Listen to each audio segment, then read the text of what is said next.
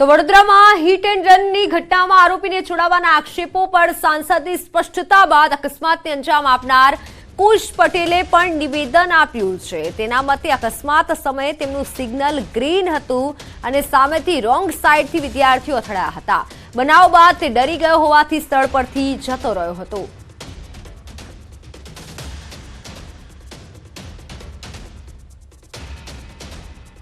Green signal હતું અમારું, અમે લોકો નીકળતા હતા અને એ લોકો સામેની સાઈડથી રોંગ સાઈડ આવ્યા હતા. બે સ્ટુડન્ટ હતા એક્ટિવા લઈને. તેઓ પાસે તેમનું લાયસન્સ બી નહોતું અને એક્ટિવા બી બીજાના નામે હતી અને તેઓ ગાડીમાં આવીને ભટકાણા.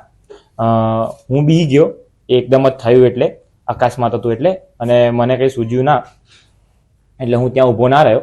મારી એક ભૂલ હતી આ કે હું ત્યાં ઊભો ના રહ્યો. બહેને એટલા માટે બોલાવવા પડ્યા કારણ કે મારે શું છે, ઘરમાં પ્રસંગ હતો અને ખુશને રાતે કન્યાદાન કરવાનું હતું. એટલા માટે મેં બેનને કીધું કે એને ના હોય તો કલાક 2 કલાક માટે એને રજા આપો. કે રંજનબેન મેં કીધું, મેં રિક્વેસ્ટ કરી કે બેન મને આવી રીતે મારા છોકરાને કન્યાદાન કરવાનું છે, તો કન્યાદાન કરવા માટે મને થોડું શોર્ટ આઉટ કરી આપો કે એ કરીને બી પાછો કે બી પ્રોસેસ હશે, જે હાજર થવાનું છે એ બધું અમે હાજર થઈ જઈશું. એક પ્રસંગ મારે સાચવવાનો હતો.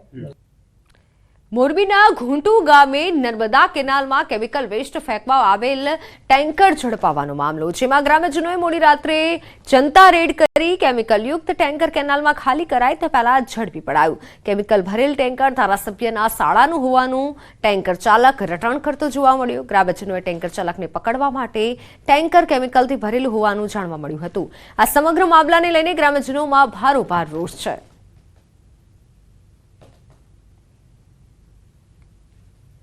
કે રાતે 12 વાગે મને કોન્ટ્રાક્ટરનો ફોન આવ્યો કે અમારું ટેન્કર ખાલી છે અને રોડ ઉપર માણસો હેરાન કરે, તેનો ડ્રાઈવર કંઈક વયો જ હોય છે.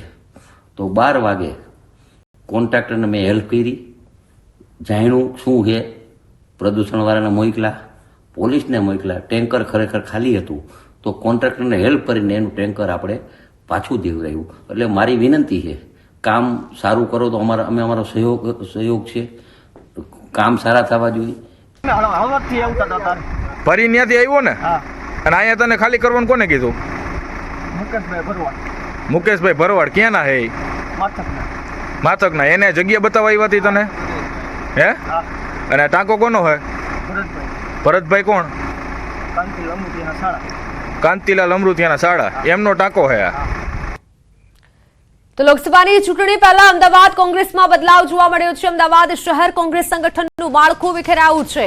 જૂનું માળખું વિખેરી નવા હોદ્દેદારોની નિમણૂક કરાશે. નવા હોદ્દેદારોની નિમણૂક માટે 16 વિધાનસભા બેઠકના પ્રભારીઓ સૂચન કરશે. આગામી દિવસોમાં અન્ય શહેર અને જિલ્લાના માળખાઓમાં પણ ફેરફાર કરવામાં આવશે. શહેર કોંગ્રેસ વોર્ડ દીઠ 2 પ્રમુખ બનાવશે. વોર્ડનો વિસ્તાર મોટો હોવાથી આ નિર્ણય લેવાયો છે. વોર્ડ 2 ભાગમાં વહેંચવામાં આવશે. જ્યારે જિલ્લા કોંગ્રેસમાં ફેરફાર થયો છે. ચૂંટણી પહેલા અમદાવાદ કોંગ્રેસમાં બદલાવ આવ્યો છે. અમદાવાદ કોંગ્રેસ સંગઠનનું માળખું વિખેરાયું છે. લોકસભા ચૂંટણી પહેલા અમદાવાદ કોંગ્રેસમાં મોટો બદલાવ જોવા મળશે. નવા હોદ્દેદારોની નિમણૂક કરવામાં આવશે. અન્ય શહેર જિલ્લા કોંગ્રેસમાં પણ ફેરફાર થશે. વોર્ડ 2 ભાગમાં વહેંચવામાં આવશે, કારણ કે હાલ જે વિસ્તાર છે વોર્ડનો તે મોટો હોવાથી આ નિર્ણય લેવામાં આવ્યો છે. અન્ય શહેર અને જિલ્લાના માળખામાં પણ ફેરફાર કરવામાં આવશે.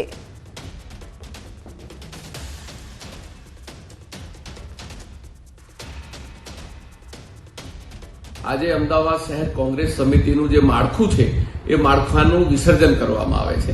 એટલે નવા માળખાની ચર્ચા વિચારણા કરીને અમારા વિધાનસભાના જે પણ પ્રભારીઓ છે એ વોર્ડ વાઇઝ, વિધાનસભા વાઇઝ આગેવાનોને મળશે અને ત્યાંથી જે નામો બધા વોર્ડ પ્રમુખોના નામ આવશે, શહેર સમિતિના હોદ્દેદારોનું નામ આવશે. સુરતના વાડોલીમાં એનઆરઆઈને ઓર્ગેનિક ખેતીમાં કમાણીની લાલચ આપી 32 લાખ પડાવનાર પિતા પુત્રની ધરપકડ કરાઈ છે. આરોપીઓ પોતાની જમીનમાં ઓર્ગેનિક ખેતી કરી આવક મેળવતા હોવાનું કહી તેમના એનઆરઆઈ સંબંધીને વિશ્વાસમાં લીધા હતા. ઓર્ગેનિક ખેતી માટે તેમણે 46 લાખ પડાવ્યા હતા, જે પૈકી 32 લાખનો હિસાબ ન અપાતા ફરિયાદીને શંકા ગઈ હતી. ત્યારે આ સમગ્ર મામલે ફરિયાદ નોંધાતા પોલીસે પૈસા પડાવનાર પિતા પુત્રની ધરપકડ કરી છે.